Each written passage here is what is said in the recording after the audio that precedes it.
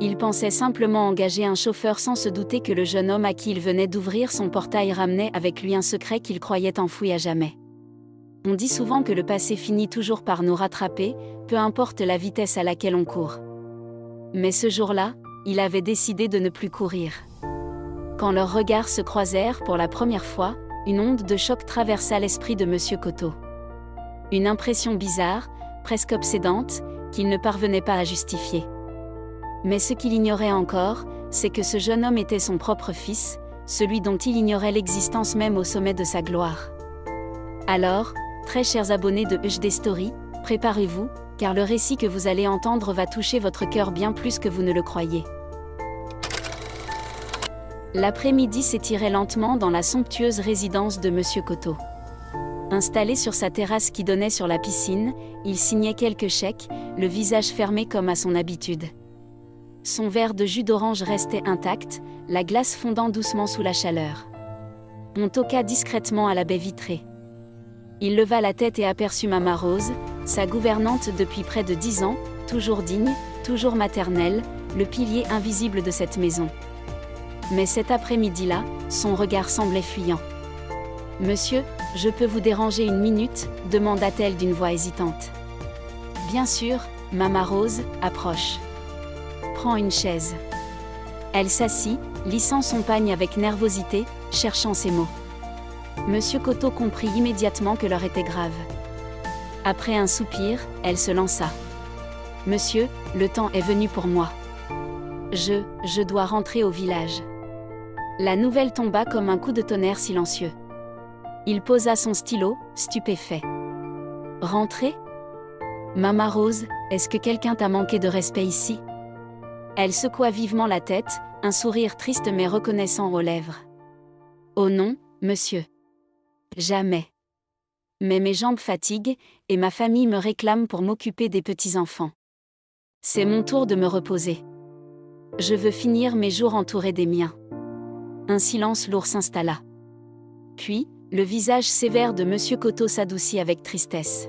« Mama Rose, je ne m'y attendais pas, mais je ne peux pas t'en vouloir.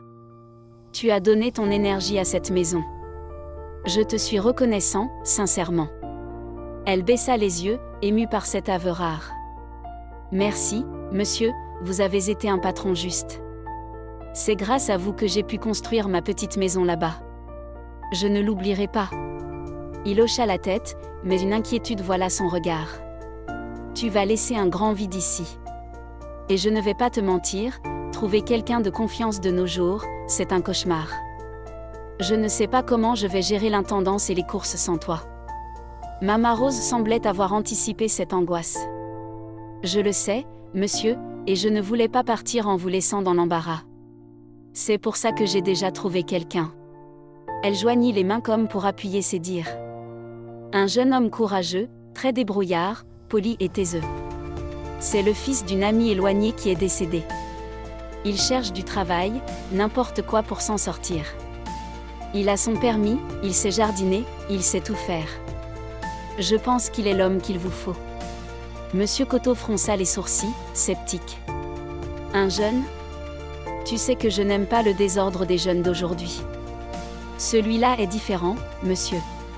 Je lui ai parlé ce matin. Il est prêt à commencer tout de suite pour un essai. Je peux le faire venir demain matin avant mon départ pour vous le présenter. » C'était tout Mama Rose. Prévoir la solution avant même d'annoncer le problème. Une fidélité précieuse. Monsieur Coteau scruta son visage un instant, puis soupira. « D'accord. Si tu te portes garante de lui, alors je lui donnerai sa chance. Dis-lui de venir demain à 8 heures. Je te fais confiance. » Le visage de Mama Rose s'illumina.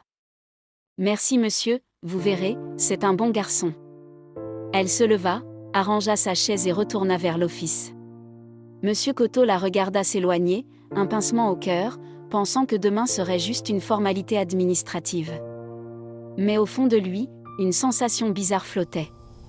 Une sorte d'intuition qu'il n'arrivait pas à nommer, comme si l'air autour de lui venait de changer de densité. Et il ne se trompait pas. Car le lendemain, quand ce jeune homme franchirait le seuil, la solitude dorée qu'il s'était construite depuis 20 ans allait voler en éclats sans qu'il ne puisse rien y faire. Monsieur Coteau avait passé une nuit agitée, hanté par des rêves flous où des visages oubliés refaisaient surface. Le genre de nuit où le réveil sonne comme une délivrance. Mais une fois debout, il chassa ces images. Un homme d'affaires n'a pas le temps pour les états d'âme. Vers 8 heures, il était déjà dans son salon, son café noir à la main, vérifiant ses emails sur sa tablette. Il entendit des voix dans le hall. Mama Rose entra, suivie d'un jeune homme grand, mince, qui avançait avec une retenue évidente. Il tenait une casquette entre ses mains, le regard respectueux mais direct, sans peur. « Monsieur, dit Mama Rose en s'avançant. Voici Lucas, le jeune homme dont je vous ai parlé. » Lucas s'inclina légèrement, juste ce qu'il fallait par politesse. « Bonjour, monsieur. » Sa voix était posée, grave pour son âge. Il ne cherchait pas à jouer un rôle. Une sobriété naturelle. « Bonjour, » répondit monsieur Coteau en le détaillant du regard. « Approche un peu. » Il s'avança et resta debout, les bras le long du corps. Mama Rose restait en retrait, comme une mère bienveillante. « Monsieur, je vous le promets, » insista Mama Rose. « Il est travailleur. Il ne parle pas beaucoup, mais il agit. » « Très bien, » répondit Coteau en posant sa tablette. « Dis-moi, Lucas. Tu as déjà travaillé dans une maison comme celle-ci ? » ?»« Pas exactement, monsieur. J'ai travaillé dans des garages, j'ai fait de la livraison et de l'entretien. Mais j'apprends vite et je ne compte pas mes heures. J'ai besoin de travailler. » Il parlait avec une franchise désarmante. Pas de plainte, juste des faits. Monsieur Coteau remarqua cette droiture, et pendant une fraction de seconde, un étrange flash lui traversa l'esprit. Quelque chose dans la forme de son menton, peut-être. « Et tes parents ?» demanda-t-il machinalement. Lucas marqua une pause imperceptible avant de répondre. « Ma mère est partie l'année dernière, monsieur. Maladie. Quant à mon père, je ne l'ai jamais connu. » Cette phrase résonna dans le grand salon avec une gravité particulière. Elle toucha Coteau à un endroit qu'il pensait insensibilisé. Pas une tristesse, juste une vibration. Il resta silencieux une seconde, puis reprit son masque de patron. « D'accord. Si tu es prêt, tu commences maintenant. Mama Rose va te montrer tes tâches. C'est un essai d'une semaine. » Lucas hocha la tête, visiblement soulagé. « Merci monsieur. Je ne vous décevrai pas. » Il pivota pour suivre Mama Rose. Au moment où il se tourna, la lumière du matin frappa son profil. Coteau eut un sursaut intérieur. Une image, rapide comme l'éclair, celle d'un rire féminin, d'une époque lointaine. Mais monsieur Coteau n'était pas homme à fantasmer. Il secoua la tête, but une gorgée de café et se replongea dans ses affaires. Il ne savait pas encore que ce simple profil venait de réveiller les fantômes d'une jeunesse qu'il avait tout fait pour oublier. Après les présentations, monsieur Coteau partit pour ses bureaux en ville. La grande villa retomba dans son calme luxueux. Mama Rose prit Lucas sous son aile. « Écoute-moi bien, dit-elle en lui tendant un trousseau de clés. Ici, le secret, c'est l'anticipation. Monsieur Coteau est un homme bon mais exigeant. Il n'aime pas répéter les choses. Si tu gardes la cour propre, la voiture impeccable et que tu es discret, tu n'auras jamais de problème. » Lucas écoutait religieusement, enregistrant chaque consigne. « Je comprends, maman. Je ferai attention. » Elle lui montra le garage, le local technique, le jardin et l'annexe où il logerait.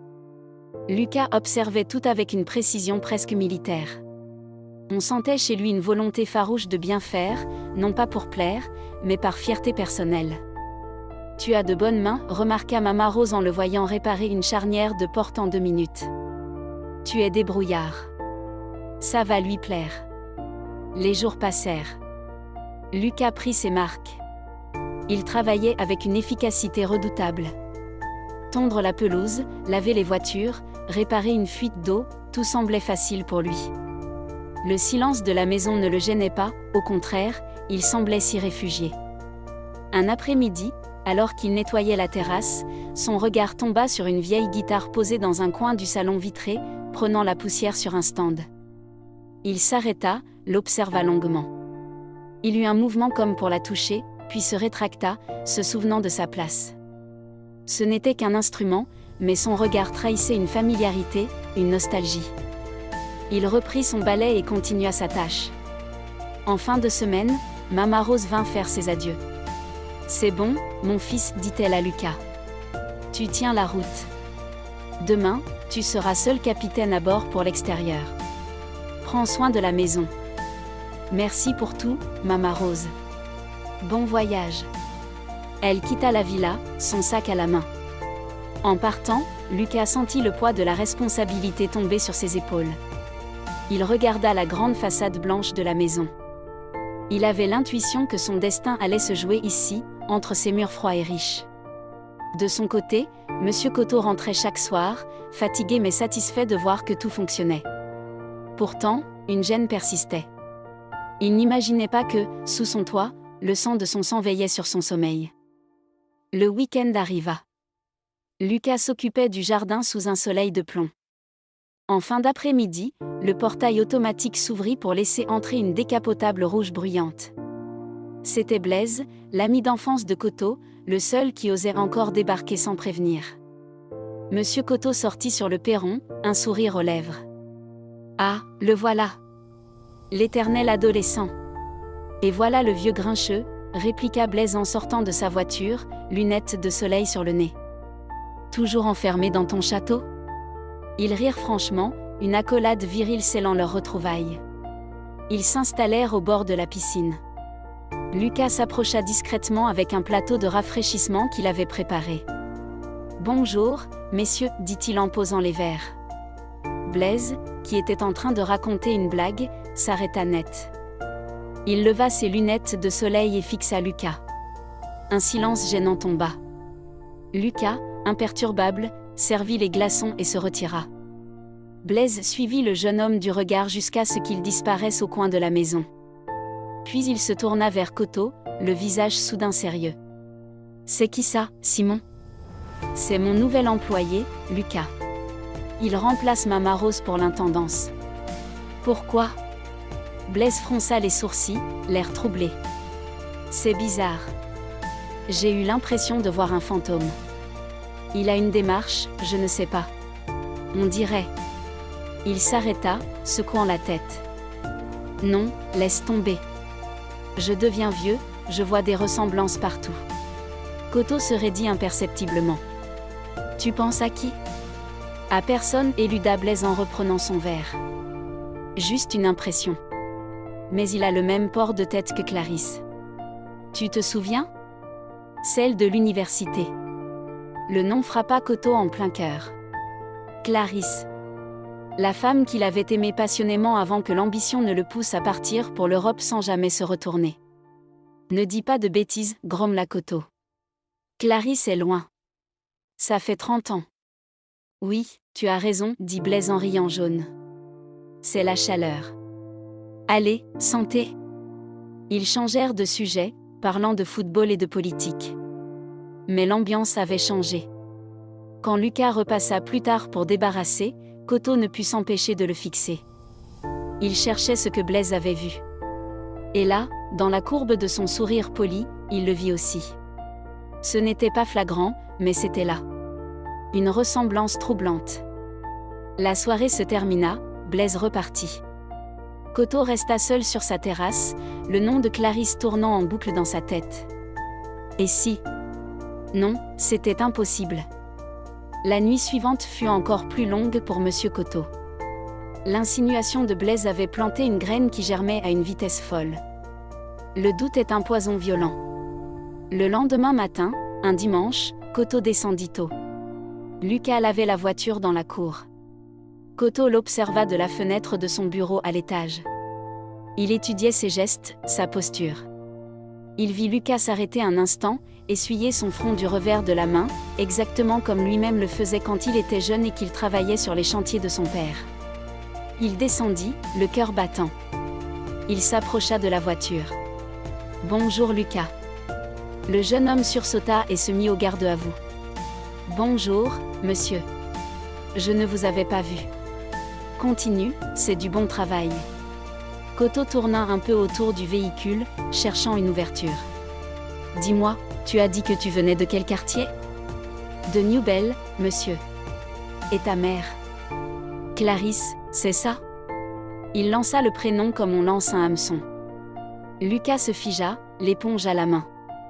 Il releva lentement la tête, les yeux écarquillés par la surprise.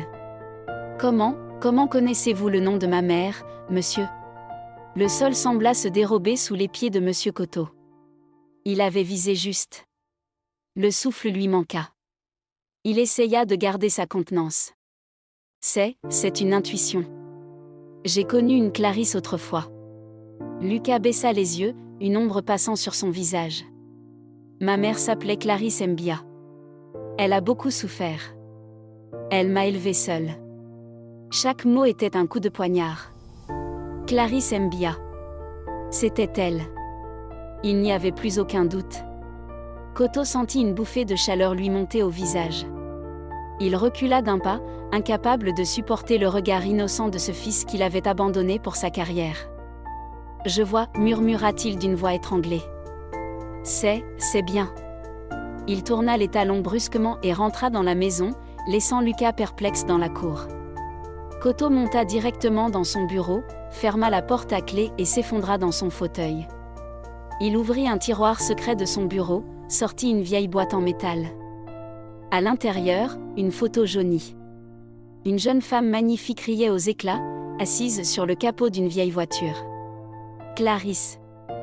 Il compara le visage de la photo avec celui du jeune homme dans la cour. Les mêmes yeux, la même fierté silencieuse. Ses mains se mirent à trembler. Il avait un fils. Un fils qu'il avait sa voiture. Un fils qu'il traitait comme un étranger. La honte l'envahit, une honte brûlante, insupportable. Toute la journée, Koto resta enfermé. Il ne mangea pas. Il relisait son passé, ses erreurs, sa lâcheté. Il avait fui ses responsabilités, pensant que l'argent effacerait tout. Mais l'argent n'efface rien. Le soir venu, il prit une décision. Il ne pouvait pas garder ce silence. C'était trop lourd. Il devait savoir, il devait dire. Mais comment? Il appela Lucas par l'interphone. Lucas, viens dans mon bureau, s'il te plaît. Quelques minutes plus tard, on frappa. Lucas entra, l'air inquiet. Monsieur? J'ai fait quelque chose de mal avec la voiture? Koto était debout près de la fenêtre, dos à lui. Non, Lucas. Ferme la porte. Le jeune homme obéit, sentant la tension dans la pièce. Koto se retourna lentement. Il tenait la vieille photo dans sa main. Il s'approcha et la tendit à Lucas sans un mot. Lucas la prit, hésitant. Il regarda l'image et ses yeux s'agrandirent. C'est maman. Elle est jeune ici. Mais, comment avez-vous cette photo? Il leva vers son patron un regard rempli d'incompréhension et d'une peur naissante. Koto prit une profonde inspiration, sa voix tremblait. Je l'ai prise il y a 30 ans. Le jour de ses 20 ans. Lucas recula d'un pas, comme s'il venait de comprendre quelque chose d'effrayant. Vous la connaissiez? Vous étiez. J'étais celui qui devait rester, coupa Koto, les larmes aux yeux. J'étais celui qui est parti. Lucas, je suis Simon Koto. Mais pour ta mère, j'étais juste Simon. Le silence qui suivit fut assourdissant. Lucas regardait cet homme riche, puissant, puis la photo, puis ses propres mains. La vérité s'imposa à lui avec violence. Vous êtes mon père? Sa voix n'était qu'un murmure cassé. Koto baissa la tête, vaincu. Oui. Je ne le savais pas. Je te le jure, Lucas, je ne savais pas qu'elle était enceinte quand je suis parti. Si j'avais su. Ne mentez pas, cria soudain Lucas, sortant de sa réserve habituelle. Une colère froide, accumulée depuis des années, explosa. Ma mère a écrit. Elle a envoyé des lettres. Elle m'a dit qu'elle avait tout essayé. Vous n'avez jamais répondu. Koto reçut le cri comme une gifle méritée. Je n'ai jamais lu ces lettres. J'ai demandé à ma famille de tout filtrer pour me concentrer sur mes études. J'ai été égoïste. J'ai été aveugle. Lucas tremblait de tout son corps.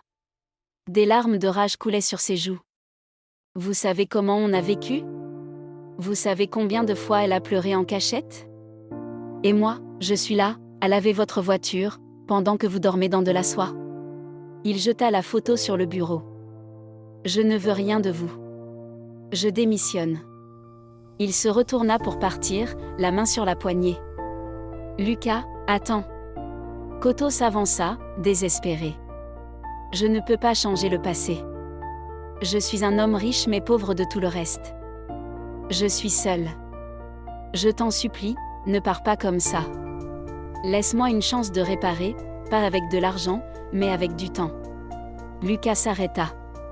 Son dos se soulevait au rythme de sa respiration saccadée. Il ne se retourna pas tout de suite. La douleur était trop vive. Vous ne pouvez pas réparer 30 ans avec des mots, monsieur, dit-il froidement. Je sais, répondit Koto doucement. Mais je peux essayer de ne pas rater les 30 prochaines années. Je ne veux plus que tu sois mon employé.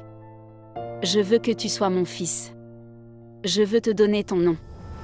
Je veux t'apprendre ce que je sais. Lucas se tourna enfin. Son visage était baigné de larmes, partagé entre la haine et ce besoin viscéral d'avoir un père, ce besoin qu'il avait caché toute sa vie. Il vit dans les yeux de Koto une sincérité brisée, celle d'un homme qui met son orgueil à terre. Ce soir-là, Lucas ne partit pas. Il ne tomba pas non plus dans les bras de son père. Il retourna dans sa chambre, s'assit sur son lit et pleura longuement, libérant le poids de l'absence. Les jours suivants furent étranges, silencieux, mais nécessaires. Monsieur Koto n'osa pas brusquer les choses. Il cessa de donner des ordres. Il commença à poser des questions. Sur Clarisse. Sur l'école. Sur les rêves de Lucas. Un soir, une semaine plus tard, Koto rentra plus tôt. Il trouva Lucas dans le salon, regardant la vieille guitare qu'il n'avait jamais osé toucher. « Elle était à moi, dit Koto en entrant. Mais je n'ai plus joué depuis des années. Tu sais jouer ? Lucas hésita, puis hocha la tête. Maman m'a appris un peu. Elle aimait la musique. Essaie, dit Koto doucement. Lucas prit l'instrument, s'assit et gratta quelques accords hésitants. Puis, peu à peu, une mélodie s'éleva. Mélancolique, douce. Koto s'assit en face de lui, les yeux fermés, écoutant le son de son passé et de son avenir réunis. Quand la musique s'arrêta, Koto ouvrit les yeux. Tu as du talent. Beaucoup plus que moi. Lucas esquissa un demi-sourire, le premier depuis la révélation.